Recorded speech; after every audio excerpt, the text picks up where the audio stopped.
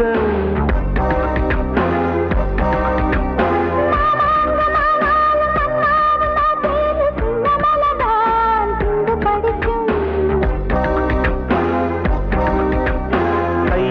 கை சேரும் கல்யாண வைபோகம் கண்டு கடிக்கும் காலம் பிறக்கும்.